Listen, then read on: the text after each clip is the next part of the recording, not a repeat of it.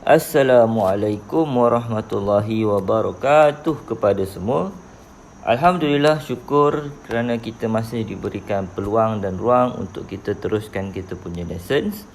Di video kali ini, cikgu akan ajar berkenaan dengan chemical properties of alkene. Sebelum ni kita dah tengok dah berkenaan dengan physical properties.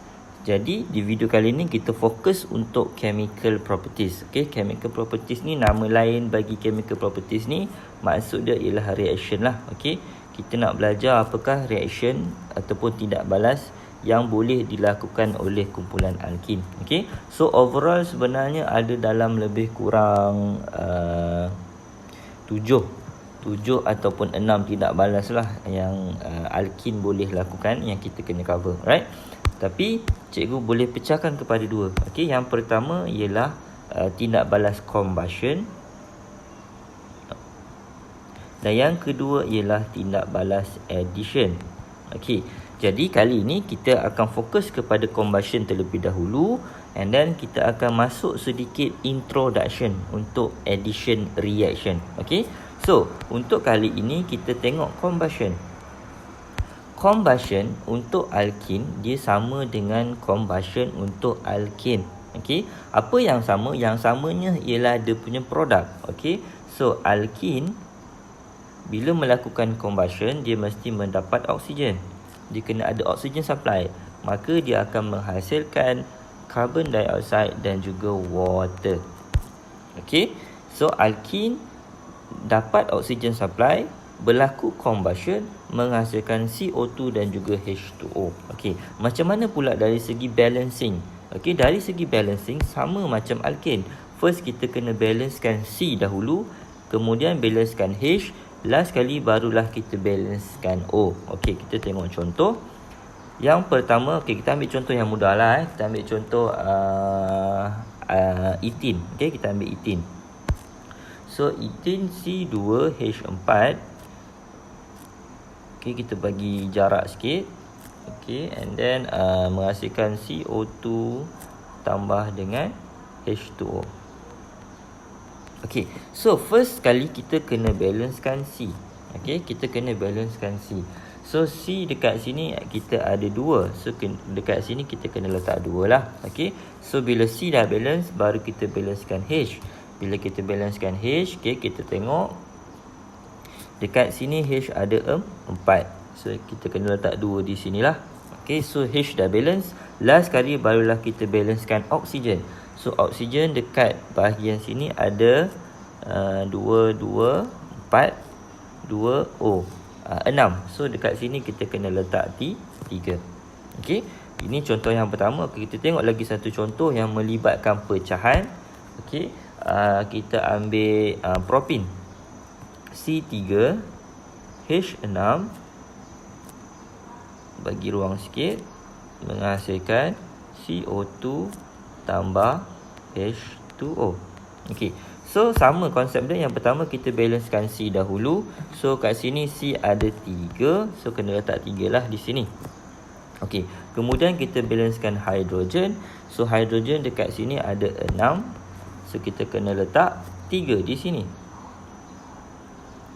Okey, so last kali barulah kita balancekan oksigen. So oksigen kalau kita tengok dekat sini dia ada 3, 2, 6. 6 kali 6 tambah 3, 9. Kita ada 9 oksigen. Okey, so dekat sini kita kena letak something. Kita tak boleh letak 9. Okey, ataupun kita tak boleh letak 4. Bila letak 4 dia akan jadi 8. Okey, so kita kena letak 4.5. Okey, 4.5 darab 2 barulah dapat 9. Okey, tapi 4.5 ni tak cantik. So macam ni nak bagi cantik, kita bagi fraction. So kita letak 9/2.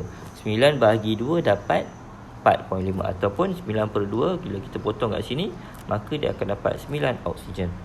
Okey, boleh? Alright, itu berkaitan dengan balance. Okey, next kita tengok pula complete dengan incomplete combustion. Okey, kalau alkene melakukan sesuatu combustion, menghasilkan CO2 tambah H2O. Okey, O2 kat sini kita assume dia dalam keadaan yang cukup, dia sufficient. Okey, sufficient supply. Maksudnya kita ada supply oksigen yang cukup ataupun excess. Barulah dia akan menghasilkan CO2 dan juga H2O. Okey. Macam mana kalau O2 ni dia tidak cukup, insufficient? Okey, adakah produk yang sama akan dihasilkan? Okey, jawapan dia, jika O2 supply tidak cukup, okey, O2 supply tidak mencukupi, maka produk yang akan dihasilkan ialah carbon monoxide, carbon dan juga water. Okey, CO2 tak ada. Okey, dia berbeza sedikit dengan alkane. Kalau alkane, combustion berlaku dalam O2 supply yang tidak cukup, insufficient. Dia punya produk dia ialah carbon monoxide, carbon dioxide, carbon dan juga H2O. Okey, so ini untuk alkane dan ini untuk alkene. Boleh faham? Okey, dan carbon dekat sini ialah soot lah, soot. Okey, soot. Soot ni ialah cikgu Faiz sebut ni, jelaga. Jelaga yang macam asap-asap kepulan-kepulan hitam yang keluar tu. Okey, itu ialah soot. Okey, kenapa dia warna hitam? Sebab soot tu carbon, that's why dia warna hitam. Okey, boleh faham yang tu? Okey, so last sekali. Okey, so kita dah tengok apa tadi, balance sudah, complete dengan incomplete pun sudah. Okay, so sorry, in case awak lupa, complete combustion maksud dia apa? Complete combustion ni maksudnya O2 supply itu dalam keadaan yang cukup, okay, ataupun excess. Itu kita panggil sebagai complete combustion. Kalau incomplete combustion, O2 supply ni dia tidak cukup, insufficient. Okay, so kalau O2 supply tidak cukup, kita kata combustion tu ialah incomplete, tidak sempurna. Okay, dan last sekali untuk combustion, kita nak tengok perbezaan dari segi amount soot. Okey, perbezaan dari amount soot. Okey, so kalau ikut teori antara alkane, okey, dengan alkene. Okey, alkene akan menghasilkan more soot, akan menghasilkan lagi banyak jelaga berbanding dengan alkane. Okey, kenapa? Ini ada kaitan dengan kita panggil sebagai percentage of carbon mass. Percentage of carbon mass.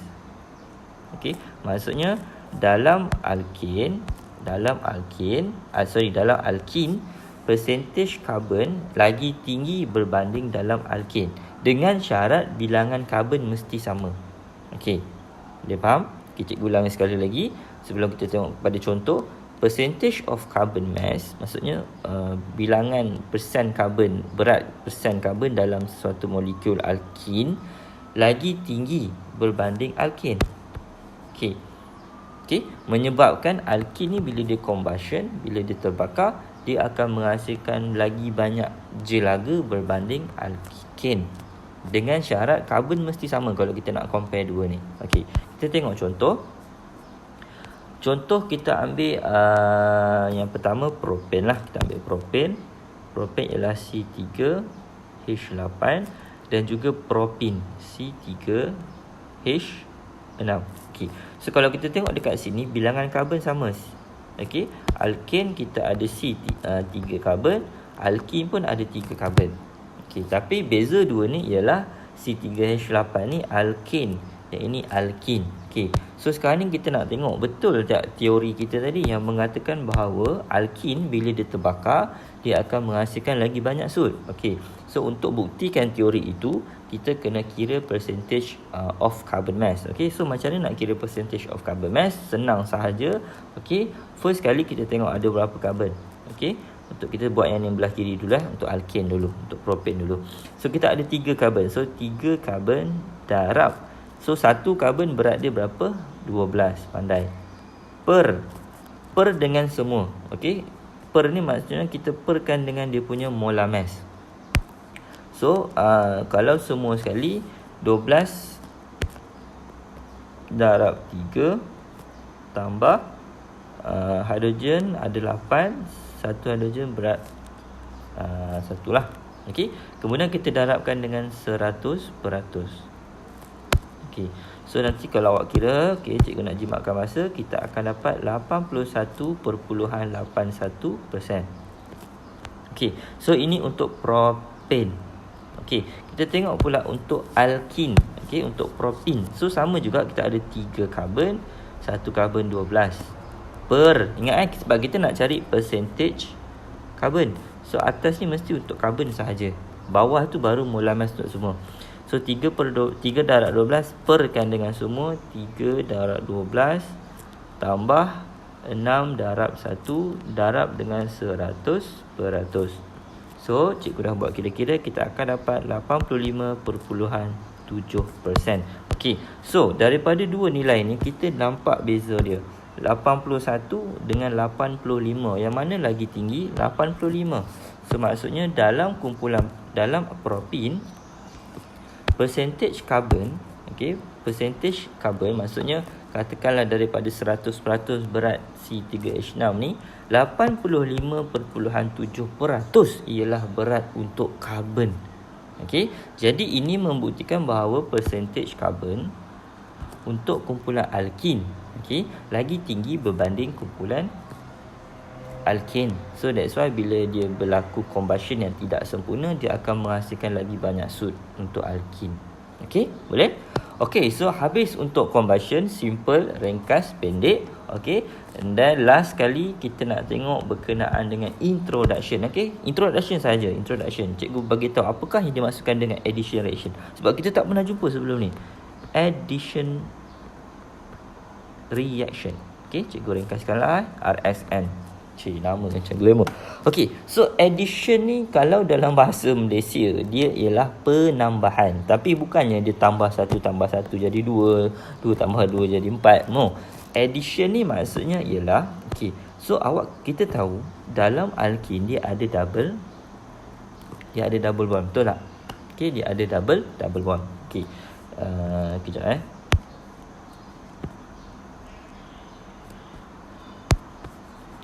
Okey, dalam alkin kita ada double bond. Okey, so katakanlah cikgu lukis penuh lah. Okey, so alkin ini etin, dia ada double bond. Okey, alkin ni kita kategorikan dia sebagai unsaturated. Unsaturated ni maksudnya karbon ni, okey, karbon dia tidak dia macam mana? Dia tidak membuat bond dengan hidrogen yang penuh. Sepatutnya kalau macam kes macam ni, C patutnya satu hidrogen, okey, satu hidrogen dia boleh buat ikatan dengan 3 hidrogen. Satu karbon boleh buat 3 ikatan dengan hidrogen. Yang ni pun satu karbon boleh buat 3 ikatan dengan hidrogen. Okey, maksimum dia. Tapi kalau dia jadi ni tadi tu ethane. Kalau ethene, okey, ethene this one. Okay, this one ethene. Karbon belah ni dia cuma bond dengan 2 hidrogen saja. Karbon belah ni bond dengan 2 hidrogen saja. Dia tidak mencapai maksimum tahap yang dia boleh bond dengan hidrogen. Boleh faham tak? Okay, so itu kategori unsaturated lah. Alright? Okay, so addition reaction ni ialah tindak balas di mana akan ada atom yang lain. Okay, ada atom yang kita akan tambah. On carbon atom dekat setiap carbon tu. Saya cakap contohnya sini C. Okey, so akan ada atom yang lain yang akan boleh tambah kat sini. So nanti dia akan jadi bond baru. So bond yang ni dia akan pecah. Okey, dan dia akan buat bond kat sini. Katakanlah kita tambah hidrogen sini, So hidrogen ni datang daripada tempat lain. So dia tambah dekat karbon sini, menyebabkan double bond ni dia pecah. Dia hilang. Boleh faham? Okey. Menyebabkan double bond ni, kalau dia punya gambaran dia macam inilah, dia berdiri kat sini. So kat sini dah tak ada double bond. So daripada double bond dia akan jadi single bond.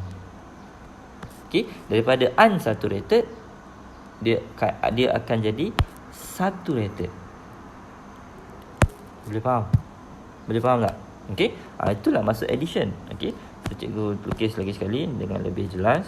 So C Katakan kita ada hidrogen sini, hidrogen sini, hidrogen sini, hidrogen dekat sini. Okey, datanglah lagi dua, katakanlah ada atom Y dengan atom Z. Okey, so dia akan tambah kat sini. Katakan Z akan tambah kat sini. Okey, Z akan tambah kat sini, Y akan tambah di sini. Okey, so apa jadi? Nanti dia akan jadi begini. Okey, ada Y kat sini, and then dekat sini ada apa tadi? Z. Okey, so double bond ni dah hilang. Boleh? So dia jadi alkane. Dia jadi alkane. Dia jadi daripada double bond tadi, okey, daripada DB double bond dia akan jadi single bond. Daripada daripada unsaturated dia akan jadi saturated. Okey, boleh faham? Dia tak semestinya jadi alkane lah. Okey, dia bergantung bergantung kepada apakah yang dia tambah dalam dekat double bond tu.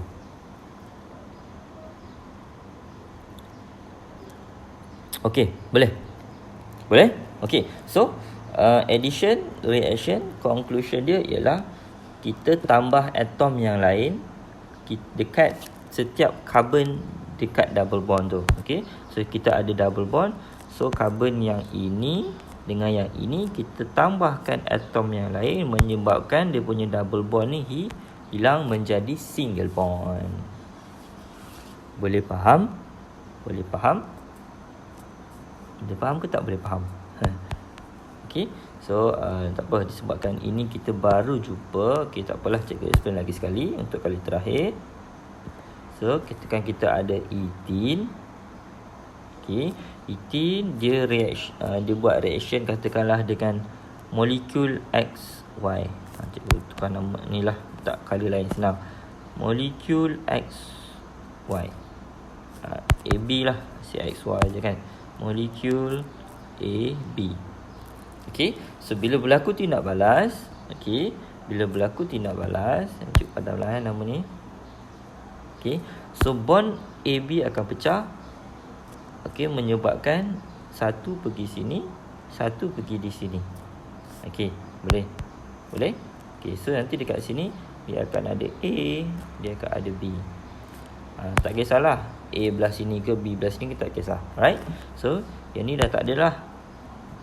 Okay, sebab dia dah buat bond yang baru dekat kita punya carbon. Alright, so double bond ni pun dah pecah. Okay, boleh faham? Boleh faham? Okay, so daripada alkene sekarang, daripada unsaturated dia dah jadi saturated. Daripada double bond, asal dia double bond, now dia dah menjadi single bond. Okay, okay, so that's all untuk video kali ini. Terima kasih sebab menonton. Okay, kalau ada apa-apa pertanyaan ataupun kemusykilan, boleh terus komen ataupun terus WhatsApp cikgu lah. Alright, okay, so sekian, terima kasih. Have a nice day. Assalamualaikum warahmatullahi wabarakatuh.